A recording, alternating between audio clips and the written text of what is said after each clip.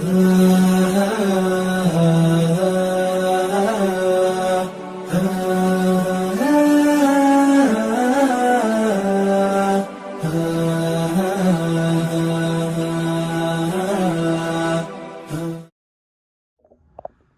साहब, वज़ू का मुकम्मल तरीका इरशाद फरमा दीजिए।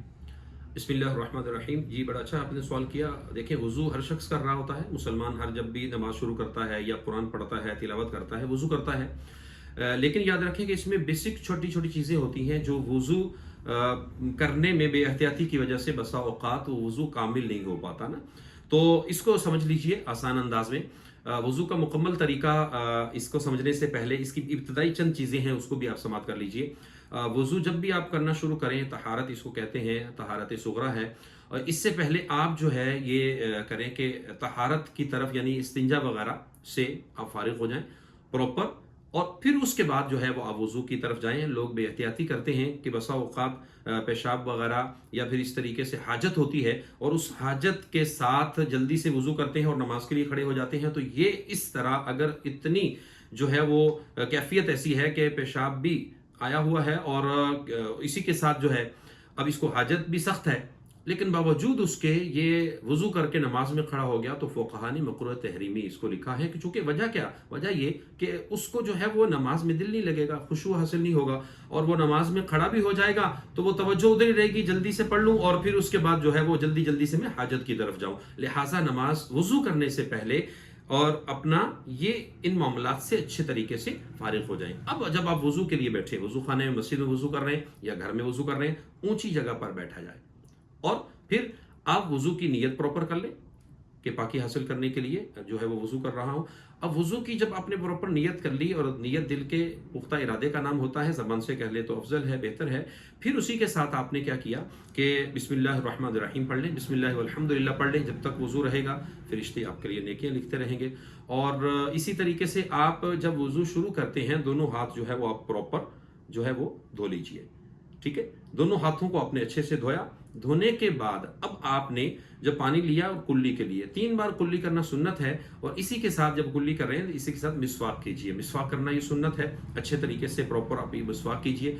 और फिर आपने इसी में क्या करना है कि कुल्ली करने के बाद नाक में पानी चढ़ाएं। नाक में जब पानी चढ़ाएं तो इसमें बेहतियाती ये लोग करते हैं कि यूं हल्का हल्का सा पानी लगाया और हल्का सा साफ कर लिया और खत्म नहीं।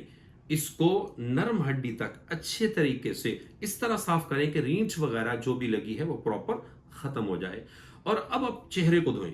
चेहरे को जब धोना है तो आदतन जहां से बाल उगते हैं पेशानी के, यहां से लेकर ठोड़ी के नीचे तक, एक कान की लो से दूसरे कान की लो तक, ये प्रॉपर आपका चेहरा है। अरबी में इसको वजहुन कहते हैं।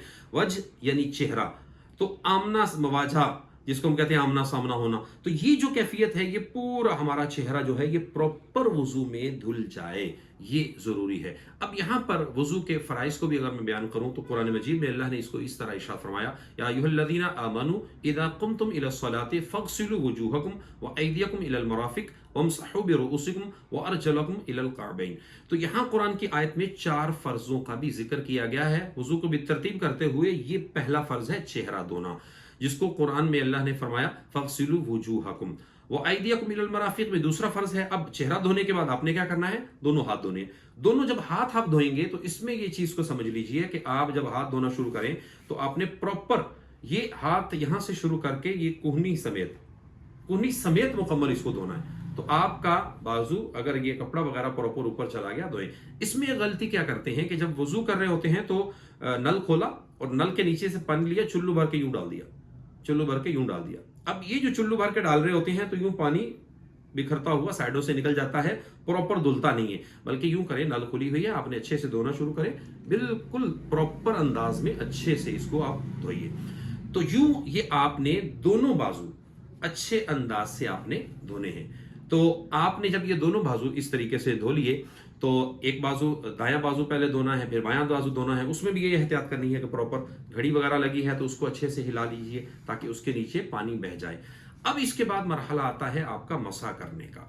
तो मसा जब आप करते हैं तो याद रखिएगा कि उस वक्त एक चीज ये है कि दाढ़ी है तो दाढ़ी का खिलाल करना ये भी सुन्नत है। اور اچھے طریقے سے اس کو دھوئیے. اگر بہت گھنی داڑھی ہے جس میں پانی اندر نہیں بہ جاتا تو چہرے کے اوپر والے حصے کو ہی آپ نے دھو لیا کافی ہے.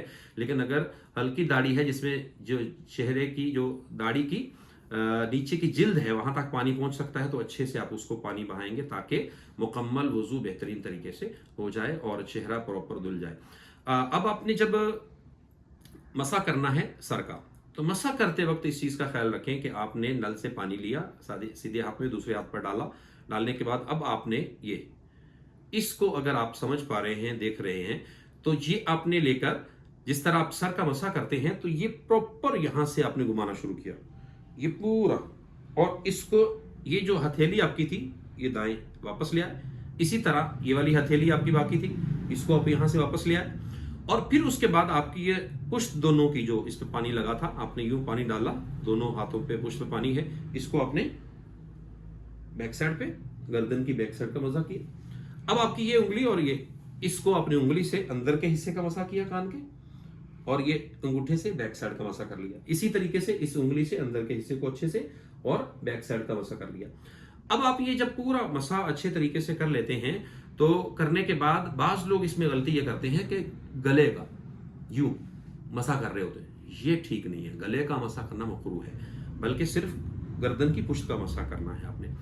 اب آپ نے اچھے طریقے سے انگلیوں کا خلال جس طرح کرنا تھا وہ خلال کر لیا.